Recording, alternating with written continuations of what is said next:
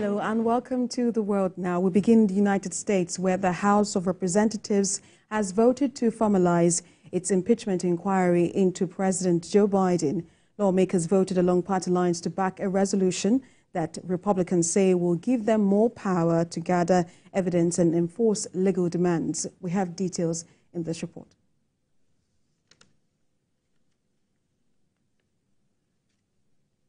Three Republican-led House committees allege bribery and corruption during Mr. Biden's tenure as vice president.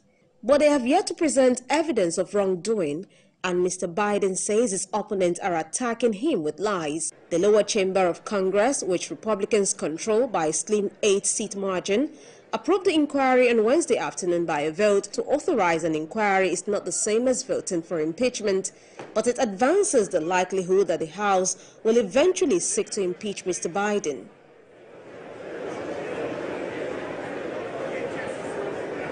Speaker of the House, Mike Johnson, said the chamber will not prejudge the investigation's outcome, but the evidentiary record is impossible to ignore.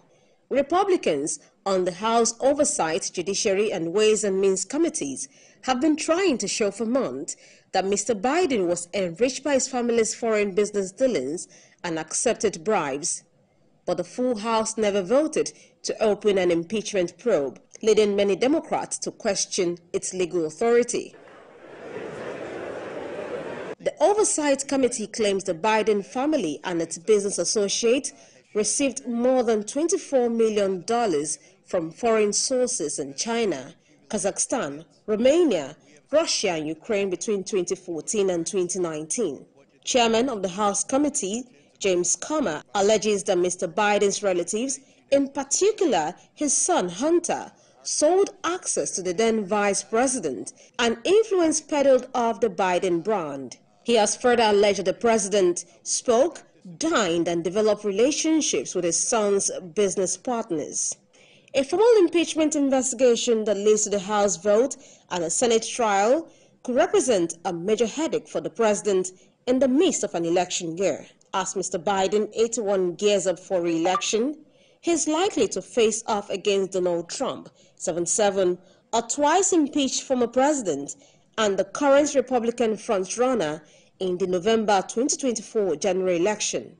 Mr. Trump, who has vowed retribution against his political opponent, has urged his Capitol Hill allies to move quickly to impeach his successor. But still in the United States, the judge overseeing the federal case accusing former President Donald Trump of interfering in the 2020 election has ordered that it be temporarily put on hold. Judge Tanya Chutkan says the pause will allow higher courts to consider an appeal by the former president claiming he is immune from the charges. He added that the limited gag order against Mr. Trump remains in effect. The 4th of March trial date in the case remains in place for now, but may need to be moved. Mr. Trump, who is 77 years old, is scheduled that month to stand trial on federal charges relating to an alleged plot to overturn the 2020 election results. Lawyers to Mr. Trump, the Republican frontrunner in the 2024 election, have argued that former presidents cannot face criminal charges for conduct related to their official responsibilities. But that argument was rejected by a lower court judge earlier this month. Mr. Trump appealed, forcing Ms Chutkan on Wednesday to halt further proceedings as the U.S. Court of Appeals for the District of Columbia Circuit considers whether he has immunity.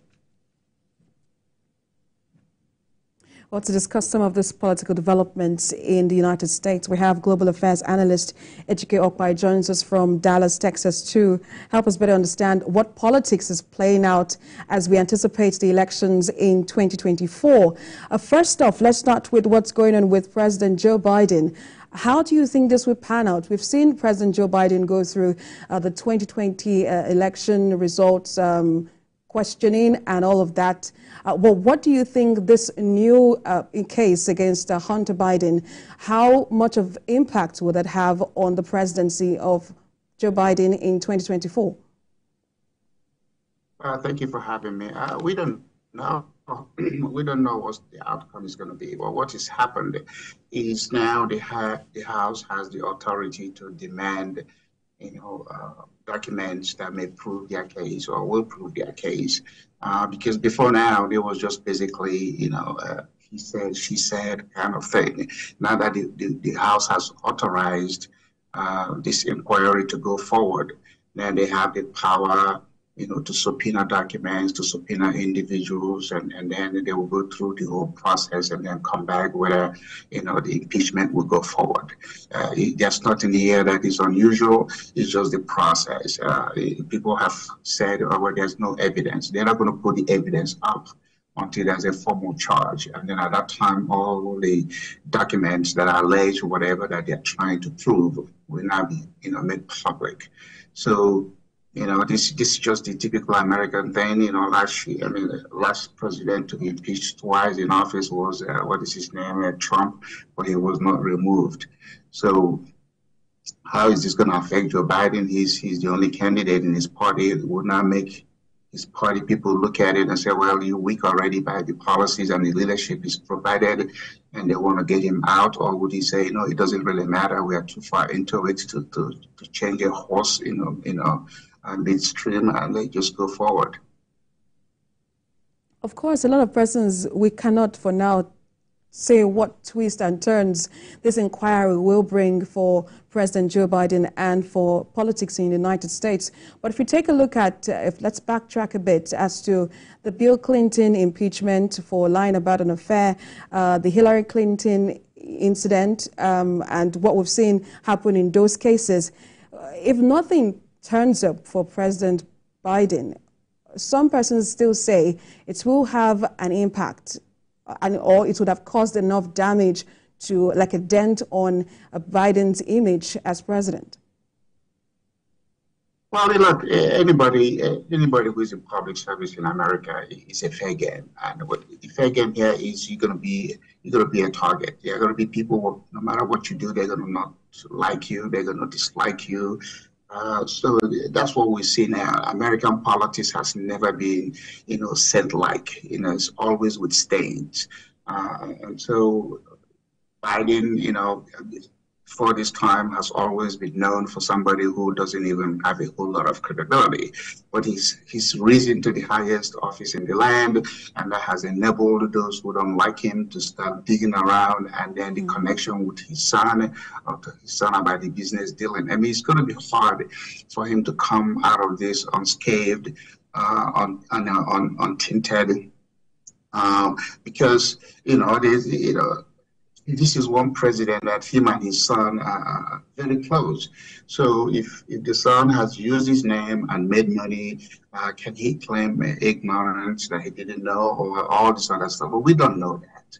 But it's very unlikely that he will come out of this without having had some, thing that is thrown at him that will stick. And then he will take that with him.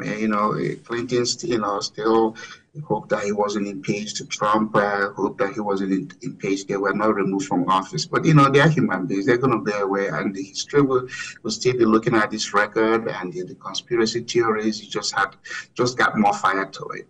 We Americans love the conspiracy. Even when the facts are obvious, we just like to conspire, end up saying things that make white look like it's black or black look like it's white.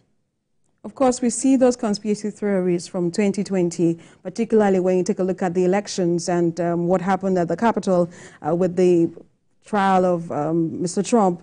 But a current Republican presidential candidate had said, I'm quoting him now, he said, impeachment should be reserved for the most serious of offense. And his words now is saying that founding fathers had designed it. And so for him, is seeing this more like a tit-for-tat kind between parties on the on impeaching the president from the opposition side. And for him, he feels this is problematic. How does this really impact U.S. citizens? Well, again, you're right about that. When the Constitution was drawn, we were never expecting this kind of thing. But, that's 200 and something years ago. So, yes, it's for high offenses and treason and stuff like that. Now, American law is written in such a way that the lawyers don't even agree what is A, and what is B. We got to go argue it. We got to, argue intent. We got to go argue all kinds of things that makes you wonder, there should be a common sense. Common sense does not exist in America when it comes to public politics and policies, and when you even come to going after politicians. If they can make enough noise and if they can stick you, you even the one, you just somehow even want to throw up your hands and say, you know what, you guys can have it, I'm out of here. So that's what we have. But, so we shouldn't be doing this, but there are people out there, especially now in the day of the social media where everybody's a journalist, everyone has an opinion. They just have to go to their platform and upload what it is they want to upload, and then they're going to be subscribers. So this change is not going to change. It's going to keep going. But we want to know that the most important thing is that the president of America does not run America. At the end of the day, every politics is local. And for us, that politics is at our city level. Our police, our water, our schools, that has nothing to do with what the president. So for us, sometimes it's even entertainment. We just look at it, shake our heads. It's not like Nigeria where the president mood affects the entire country. America president doesn't run this country. They have the biggest microphone, they're the ones the world get to see. But we, the citizens that live here, we know, what pinches us, and what pinches us is the things that affect us on a daily basis. And the president has no hand on what affects us on a daily basis. So thank God for that, because if it was a country where the president is the alpha and omega, like you have in Nigeria and everywhere else, then we'll be in trouble. But we're not. We just hope that there'll be some sense, there'll be mild attitude, there'll be gentle, there should be, back in Nigeria at the time, Ibrahim Waziri, used to say, politics without bitterness. America has imbibed this politics of bitterness. And who is it they are bitter at? Is the person who has the biggest microphone, and that's the president. Of course, particularly if we go back to 2020 now, this election, the 2024 election is looking like it's going to be more toxic when we take a look at what's going on with former President Donald Trump and now President Joe Biden, with all of the other Republican presidential candidates. Let's take a look at what's going on with former President Donald Trump now. We see that the judge overseeing the federal case accusing Donald Trump of interfering in the 2020 election, the case has been put on hold temporarily. How are all of these court cases, affecting how U.S. citizens perceive the presidential candidates they have to vote for in 2024? Well, okay, Trump is still the front runner in the Republican Party. When he announced, he has remained in the front row. Nobody in the party seeking nomination comes close. The legal cases are the legal cases. No judgment has been rendered. What you have seen happen are the lawyers going back and forth, making the arguments that they are paid to make. And until there's a final decision, whether in the civil matter about what his business did in New York or in Georgia, where they are accusing him of something, or in the case of January 16, no judgment has been made. And even if a judgment has been made, he's not going to be, there's no handcuff on him on the criminal matter that's going to drag him to court. There's going to be an appeal, and that appeal may take years. And then even if that appeal is made, then there's going to be the Supreme Court. So, back to your question as to what he did when he's in office. Yes, there's a provision in the presidential order that the action of the president while he's in office, cannot be something that would be held against him as a criminal matter. Insurrection or other things, he did it when he was in office. So, but again, we can't, be judgmental until the appeal court comes back and said, okay, here's what they think. And even at that, they still go to the Supreme Court. So, the important thing is that I wish this is not happening. Let's Trump and Biden, come out and let's see who is going to win. Some of us believe that the reason Biden even got there because of COVID and all the other things that happened, but that's what under the bridge. We can't change that. He's president number 46. Let's see who's going to be the president number 47. The American people have the ultimate who becomes their president because they're going to elect them. We have issues with some of the election processes that states are now trying to resolve so that such a thing doesn't happen again. But you never know. You never know what's going to happen until it happens. And then we go back to the books and say, okay, what changes do we have to make? That is the vibrancy. That is the currency of the American society. Nothing is boring. We don't have a boring society. Things are constantly happening, and there are always going to be sides to it. So let's see. Let's see what Trump and Biden will see by November next year. We would have known who is the better horse in this race. Of course, we look forward to the 2024 elections. It's already getting pretty interesting. Global Affairs Analyst Ejike Okpa, thank you so much for always talking to us on The World Now. Thank you for having me.